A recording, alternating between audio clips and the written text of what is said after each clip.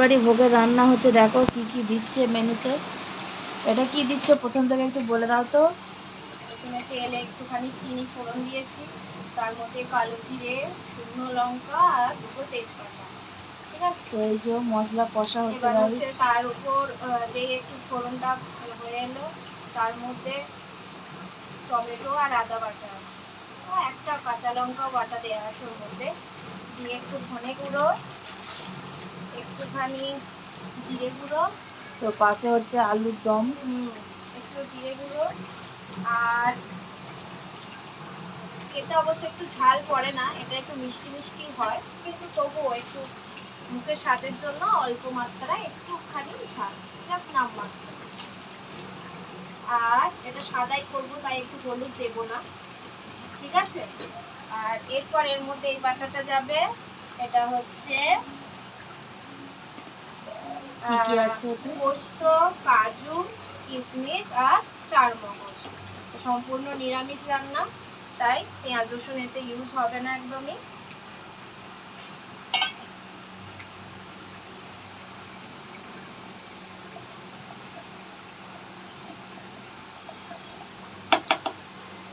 তো ভাঁটাটা চলে যাচ্ছে, এটা দিয়ে একটু কষিয়ে তারপরে কালারটা জাস্ট দেখো গাইস, ছানাটা। ওয়াও। তেলটা অ্যাডজাস্ট হয়ে যাবে, কারণ পরিমাণটা তো অনেকটা, তেলটা দেখে ভেবো না আমি অনেক বেশি তেল দিয়েছি।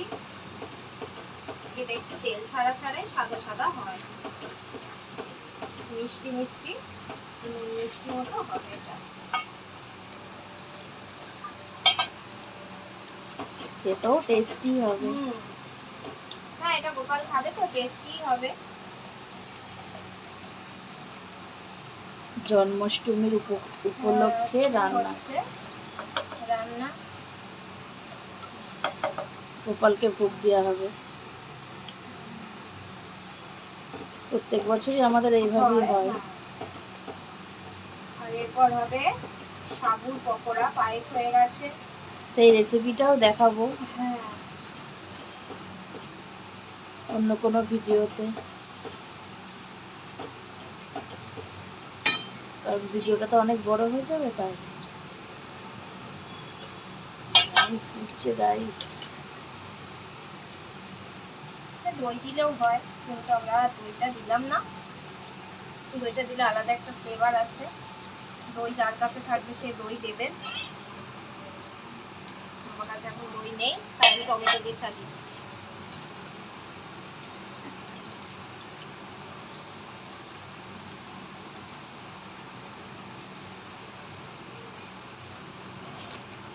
মিক্সি ধোয়া জল। টেস্ট হয়, বেশি টেস্ট হয় মিক্সি ধোয়া জলে। একটুখানি গরম মশলা যাবে এতে এবার, ঠিক আছে। এই হচ্ছে শাহি গুঁড়ো গরম মশলা, এখানে যাবে।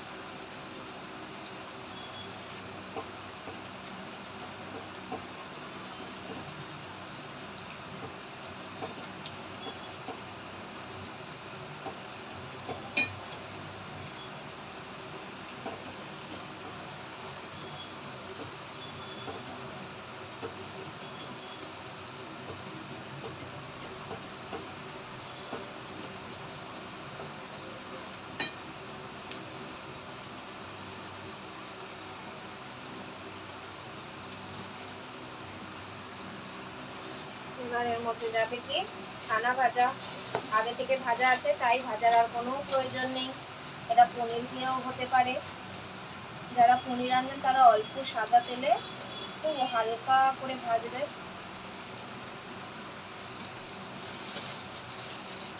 আমাদের ছানা থেকে, এই পনিরের থেকে সবাই ছানা পছন্দ করে, তাই ছানাই দেওয়া হচ্ছে।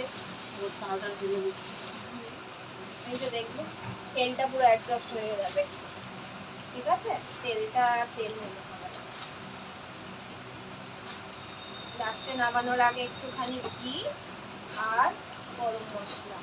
প্রথমেই আমি চিনি দিয়ে দিয়েছি, আর চিনি দেওয়ার কোনো প্রয়োজন নেই। আবার গরম মশলা যাবে? একটুখানি গরম মশলা নামানোর আগে, গন্ধটা ভালো উঠবে। হালকা একটুখানি জল দিচ্ছি, একটুখানি ছানাটা সিদ্ধ হয়ে যাবে, নরম হয়ে যাবে। তখন কতটা তেল ছিল গাইস দেখো, এখন কোনো তেলটা তেলই বললাম নেই। তো অ্যাডজাস্ট হয়ে যাবে, কারণ পরিমাণটা তো অনেকটা।